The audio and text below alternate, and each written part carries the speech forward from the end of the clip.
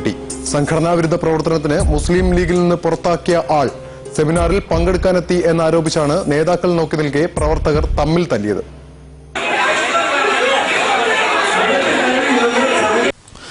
ലോക പരിസ്ഥിതി ദിനത്തോടനുബന്ധിച്ച് മുസ്ലിം ലീഗ് ജില്ലാ കമ്മിറ്റി കണ്ണൂർ ചേംബർ ഹാളിൽ സംഘടിപ്പിച്ച പരിസ്ഥിതി സെമിനാറിനിടെയാണ് പ്രവർത്തകർ തമ്മിൽ ചേരിതിരിഞ്ഞ് ഏറ്റുമുട്ടിയത്. സെമിനാറിൽ പങ്കെടുക്കാൻ അഴീക്കോട് നിന്നും പാർട്ടി വിരുദ്ധ പ്രവർത്തനത്തിന് പുറത്താക്കിയ സമീർ എന്നയാൾ എത്തിയെന്നാരോപിച്ച് ഒരു വിഭാഗം യൂത്ത് ലീഗ് പ്രവർത്തകർ രംഗത്തെത്തി. എന്നാൽ ഇതൊരു പൊതുപരിപാടിയാണെന്നും ആർക്കും പങ്കെടുക്കാമെന്നും പറഞ്ഞ് ഇയാളെ അനുകൂലിച്ച് മറുവിഭാഗം എത്തിയതോടെ കൂട്ടത്തല്ലായി. ലീഗ് നേതാക്കളായ അബ്ദുസമദ് സമദാനിയും VK അബ്ദുൽ ഖാദർ മൗലവിയും നോക്കി നിൽക്കെയാണ് പ്രവർത്തകരുടെ ഏറ്റുമുട്ടലുണ്ടായത്. നേതാക്കൾക്കാർക്കും പ്രവർത്തകരെ ശാന്തരാക്കാനും കഴിഞ്ഞില്ല. ഒടുവിൽ പോലീസ് എത്തി നിയന്ത്രിച്ച ശേഷമാണ് സെമിനാർ തുടരാൻ കഴിഞ്ഞത്. ലീഗിനകത്ത് കഴിഞ്ഞ കുറെ കാലങ്ങളായി പുകഞ്ഞുകൊണ്ടിരിക്കുന്ന വിഭാഗീയത ഇന്ന് പ്രവർത്തകർ തമ്മിലുണ്ടായ സംഘർഷത്തിലൂടെ പുറത്തുവരികയും ചെയ്തു. ഏഷ്യാനെറ്റ് ന്യൂസ്, കണ്ണൂർ.